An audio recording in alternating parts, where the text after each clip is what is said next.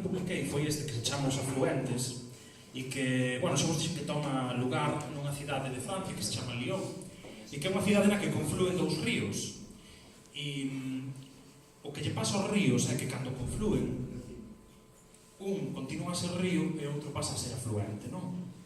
E a min isto pareceu así que tiña unha especie de paralelismo con moitas ideas con algunha idea así un pouco retrógrada do que é un matrimonio ou do que é unha parella. Entón, sin ningún tipo de a mellor pretensión feminista, sí que quería darlle así un aire, bueno, así algo máis moderno e menos carga. Entón, os afluentes están escritos en francés e están escritos en galego. Temos aquí estas dos voluntarias, non me acordo os nomes. Iris e Antía, que amablemente se ofreceron a ler Iris, me parece que en francés e Antía en galego. É así, sí. E... queres micrófonos? Non. Pues... Achegados, xa. E así? Proyectade. Sí, proxectade a voz. Proyectade a voz, sí. Ese poema que queres ler, eu penso que pide que a voz saia do fin, verdad? Vale, sí, se va a opinar. Voici le mystère du fleuve, la imposibilité de ça.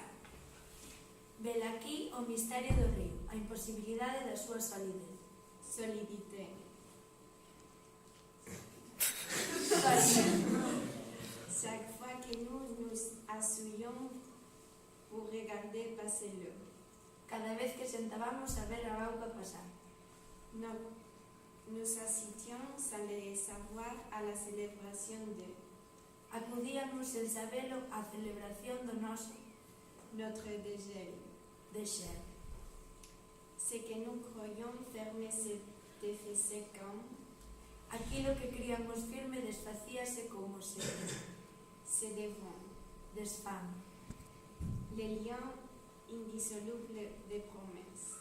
Os lazos indisolubles das promesas.